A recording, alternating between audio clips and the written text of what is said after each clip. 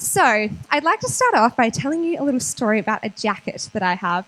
And last time I was here, I actually spoke on some shoes. So I just want to let everyone know I'm working on my shopping addiction.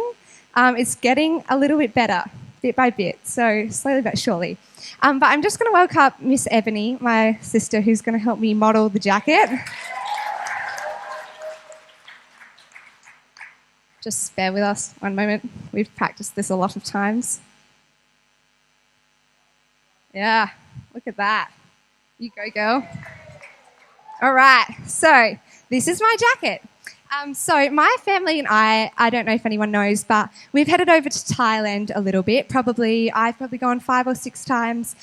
We go over with a team of people and we go to the poorer parts of Thailand and we teach English to kids who need to know English. You know, it's very helpful over there. So we do that. And we go to the parts of Thailand that are more the third world parts of Thailand, the more impoverished parts. So there's not big shopping malls, like we don't have Marion, we don't have big supermarkets, we don't have the city that you just go and shop in.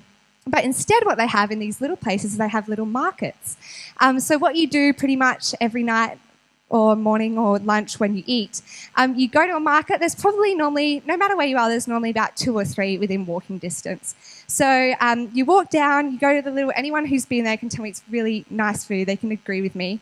But you just walk down the little street market and you find some food and it's a really nice experience. But sometimes the markets will have not just food stalls, but at the back or just next to them, they'll have little clothing stalls as well. And they'll sell really random bits and bobs like clothes or technology or DVDs or laser pointers, which we tried to get back into the country, but they don't let us, or just little things for home, just like little bits and bobs like that. And I went over a couple years ago with my dad, just the 2 of us, to see the opening of their church. And voila, I saw this jacket. So it was probably the first time that we'd gone down to get dinner, and I was just like, just looking for dinner. But instead, I kind of looked to the side of the market and I saw this lovely little piece here. And I was like, you know what, that's nice. I like that. It's cool. I enjoy it. Do I need it? Probably not. Do I like it? Yeah, it's nice. But then I just went on my way. And the next night we came back to the same market and I saw it again. I noticed it again and I was like, yeah, that's nice. I like it. I looked at it a bit more. I was like, it's a bit cropped, a bit denim, a bit baggy, a bit nice. And so I enjoyed it. I was like, yeah, nice. And I probably did that for the next week and a half. I saw it. I saw it and I was like, yes, I really like that. But I never went up and looked at it or bought it because I was like, I don't need to, I'm trying to be good. And so I didn't buy it, but it probably got to the 3rd day to the end of our trip, and I was like, Beck, you've looked at this jacket every single day. It's going to be pretty ridiculous of you if you don't buy the jacket. You've noticed it so much. Obviously, there's something in your head that's telling you to buy the jacket. So I said to myself, all right, if it's still here on the last day, I will go and I'll buy it. And I was like, yeah, I think that's a good deal. Thoughts? Is that good? Yeah? Okay. So, and sure enough, it was there the last day, and I went up to it and I was like, all right, I'm going to do it. I'm going to buy the jacket. And this was the first time that I'd actually walked up to the jacket. Every time I'd just seen it and I was like, yeah, it's nice. I like it. I enjoy it. And I just looked at it from the front. I was like, yeah, it's cool. It's cool. I like it. But, wait for it, when I actually went up to it and actually looked at it and explored it a bit more, I turned it around and I saw this. And honestly, when I went up to it and was telling myself I was going to buy it, I was mainly just buying it because I'd looked at it so much. And I was like, I kind of have to. I kind of can't not. But honestly, as soon as I saw this, I was like, sold. Done. I don't care. I'm splurging the $3.40 for this. It's mine. And I fell in love with it. And I was like, oh my gosh, I'm in love with that jacket. Thanks, Eb. Thank you. So I got thinking a little bit about that because when I actually went up to it and after I bought it and I walked away with it in my bag, the happiest person that I've ever been, I just thought to myself, wow, if I had actually gone up to that and looked at it a bit sooner, I would have had that jacket for 11 more days in my life. And I think I just said to myself, maybe it's telling me something that sometimes we actually need to go and look at something or explore it a bit deeper so that we know how great it is. And this is a story that I hadn't really thought about, but as I was reading a little passage in the Bible a couple of weeks ago, I got thinking about this. So I'm going to read it to you. If you have your Bible or your phone and you want to read along with me, you can. It's from Mark 7, verse 1 to 9. And it's a little bit wordy and just one of those stories that I hadn't really heard much about, never really thought about before. But when I read it, I was like, wow, I think that's really powerful. So I'm just going to catch my breath. So it says, the Pharisees and some of the teachers of the law who had come from Jerusalem gathered around Jesus and saw some of his disciples eating food with hands that were defiled, that is, unwashed. The Pharisees and all the Jews do not eat unless they give their hands a ceremonial washing, holding to the tradition of the elders. When they come from the marketplace, they do not eat unless they wash their hands, and they observe many other traditions, such as the washing of cups, pitchers, and kettles. So the Pharisees and the teachers of the law asked Jesus, "Why don't your disciples live according to the tradition of the elders instead of eating their food with defiled hands?" He replied, "Isaiah was right when he prophesied about you hypocrites, as it is written, 'These people honor me with their lips, but their hearts are far from me. They worship me in vain. Their teachings are merely human rules. You have let go of the commands of God, and you are holding on to human traditions.'" And I'm not going to lie, when I read that the first time, I didn't really think much of it. But pretty much what it's saying is Jesus is just hanging out and he's with his 12 disciples. And they're like his 12 best friends, his 12 followers. And they're just eating. And what they've done is they've started eating, but they haven't washed their hands, which is a tradition. And it's something that it's like a law, a rule that they uphold. So they've kind of done something that they kind of shouldn't have. And the Pharisees come up to Jesus and they're like the teachers of the law. So the people who know the law and the rules and the traditions, and they're kind of not afraid to tell you if you're doing the wrong thing. So they come up to Jesus and they're like, "Hey, mate, like your disciples are eating and they haven't washed their hands. Like they're doing something, but they should have been following the rules and traditions." And Jesus pretty much says to them in a very roundabout way, they don't care about all the rules and traditions because they just care about what's important, which to them is eating. Anyone else think eating is really important? Yeah. And so they've just gone, look, the rules and laws and traditions are just human things. They don't matter to us. We just want to eat. That's what's important here, and that's the focus. So we're just going to do that, and we're just going to put aside all those things. We don't care about those. Bear in mind, this was written in the time, so please wash your hands before you eat, especially at the moment. So Jesus pretty much turns to them and explains that, and he says, yeah, they don't care. And he says to the Pharisees, he turns it around and looks at them and says, sometimes this is true of you guys. You guys are so concerned with the rules and the traditions and the laws about God that you forget about God. And he says to them, "These people honor me with their lips, but their hearts are far from me." He says, you guys, you say the rules and the laws and the traditions. You say it with your lips, but your heart doesn't know me. Is your heart in the right place? And then he says, "They worship me in vain. Their teachings are merely human rules." They worship because it's the right thing to do. Not because they want to, because it's a rule and a law, and they're like, yeah, we're going to follow this. But their heart isn't in the right place. And then he says, "You have let go of the commands of God and are holding on to human traditions." All they care about is the rules and the laws and that stuff. And they haven't even gone to God and just listened to him. Yeah? And that's kind of what got me thinking about the jacket, as random as it is. I think sometimes that happens to us as well. We get so caught up in loving all the things that are of God. We love excess. Who loves excess? Yeah, and that's great. Keep loving excess.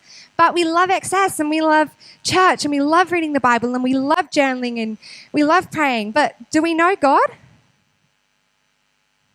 Do we? And this is what got me thinking about the jacket is, how long did I just walk past this and go, yeah, it's nice. I enjoy it. It's cool. I appreciate it. I'm happy with it. But until I actually looked at it and realized that this was the best part, that's when I bought it, and that's when I was so sold on it, and that's when I was in love with it. Yeah? And I think so often as Christians or whatever, wherever you're at with your faith, that's what we do. And we're like, yeah, I go to church. That's good. I go to youth. That's really good. And you're like, I'm happy where I am. You know, I'm a Christian. But do you know God? Do you know Jesus? And I'm sorry if I'm being brutal and honest, but I think sometimes we just need to hear it. And I think there's probably a couple of different people in this room. I don't know where your faith is at. And I'm not going to tell you where your faith is at. But you might be someone who's sitting here tonight like, whoa, this is my first time. I don't really know what's going on. I'm a bit weirded out. There's a lot of singing and jumping. And, you know, my friend invited me to Easter camp, so I thought I'd come the week before and just suss it out a bit. And I'm like, whoa, what's happening? If that's you, that's okay. But if that's you, maybe the front of the jacket is just your life. Maybe it's just school and work and hobbies or whatever else you've got going on. But Jesus is still in your life even if you don't know him. He's still on the back of the jacket. He's still there. And so if you're that person and you're like, yeah, I don't really know God, that's okay. But if you see that there are people in this room who love him, surely you're going like, surely there can't be that many people who love something that's fake. You know, surely there's something there. If that intrigues you, come and chat to a leader or come and chat to one of your friends who invited you. We'd love to talk to you about getting to know God. Or you might be someone in this room who comes to excess. You love excess, but you don't really do much else. That's okay.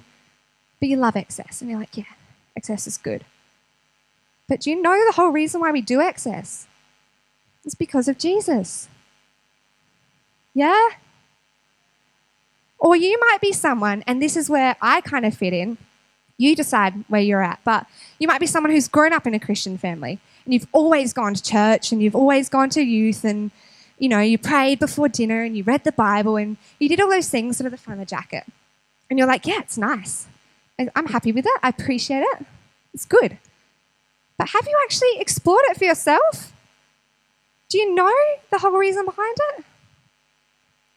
Or you might be sitting here and you're like, nodding your head and you're like, Bek, I get what you're on about. I know what is happening. Thank you for telling other people. You might just be sitting there like, yeah, I got that. Me and Jesus, we're best mates. I love that. If you're one of those people, that is awesome, and be that person. But put on the jacket. Don't just sit there going, yeah, I'm good. My relationship with God is good. I'm happy. Me and Jesus are best friends. Put on the jacket. Because I promise you, if you wear something as ridiculous as this, people notice. And I know because I've worn it in public. And people think you're like part of a show or something. But if you start wearing that around, people are going to be like, yo, like, where'd you get that? Or they're going to start asking you about that. And it's the same with Jesus. The way Jesus lived was so unusual and so unconventional. To love unconditionally, if you start doing that, people are going to notice. I promise. They're going to come up to you and be like, why the heck do you love that person? And that's your opportunity to go, you know what? I'll tell you why. And then you tell them about the jacket. And then they wear a jacket. And then everyone's wearing a jacket. Yeah?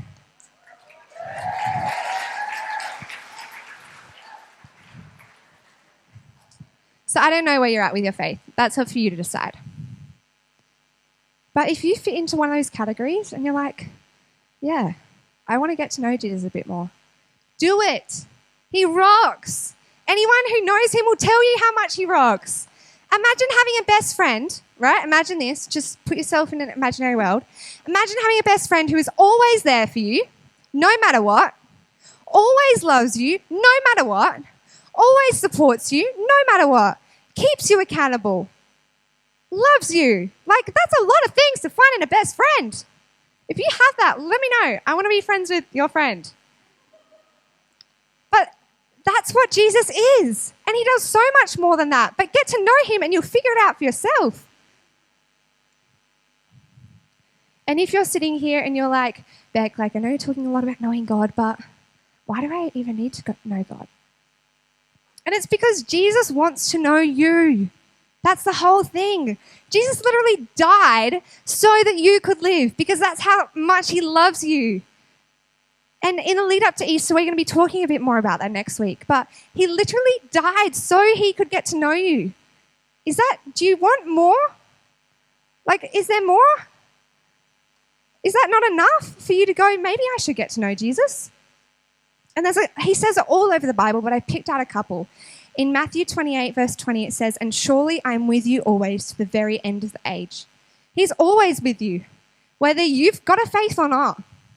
Whether you're someone who's like, I don't even own a jacket, or someone who's like, yeah, I wear that thing every day. No matter what, he's always there. In Revelation 3:20, it says, "Here I am. I stand at the door and knock. If anyone hears my voice and opens the door, I will come in and eat with that person." Jesus is literally standing at your door knocking. He wants to come in and get to know you. He's literally standing there just like, come on, like, let me in. Don't leave him hanging. Go and just let him in. If you don't know how to do that, just spend a bit of time and just talk to the air. Just start talking. Just start getting to know Jesus. You've got to start somewhere, yeah? Baby steps. He's literally dying to get to know you. In Jeremiah 31:33-34, it says, "I will put my law within them, and I will write it on their hearts. And I will be their God, and they shall be my people. And no longer shall each one teach his neighbor and each his brother, saying, 'Know the Lord,' for they shall all know me, from the least of them to the greatest, declares the Lord." He's longing for the day that I don't have to stand up here and say this, and that you don't have to tell your friend to go know God, because he's longing for the day that everyone knows God, that everyone is wearing a jacket. And so you don't have to tell people to know God because everyone knows God. And that's what he's dying for, yeah? Is this exciting to anybody else?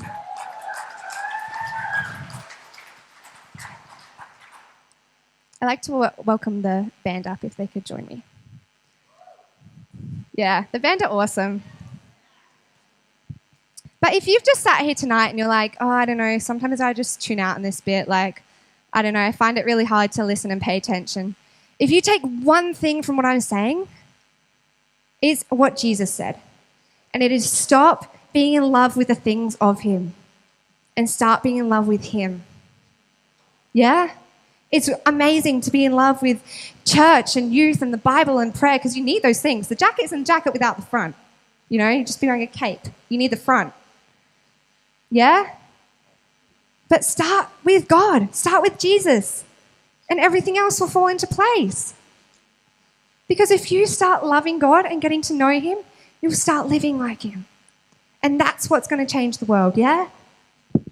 That's what makes a difference, is if we start loving like Jesus loved people. But we're not going to do that by just doing the little things that we like to do. Start actually getting to know him for yourself. It's so important. He wants you and he's dying for you. Yeah?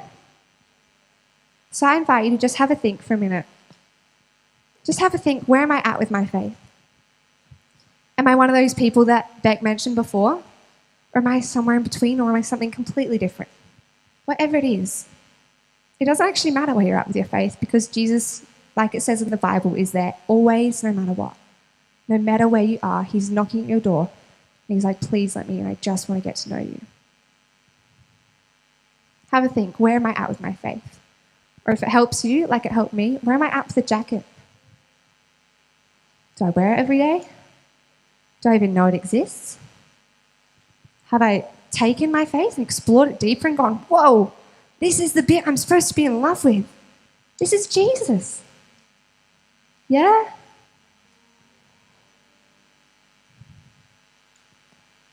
Like Jesus says to the Pharisees, stop being so concerned with all the things you feel like you have to do, and just start getting to know Jesus. Have a think about where your faith is at, where you're at with the jacket, if that helps, where you're at with Jesus, and just get to know him more.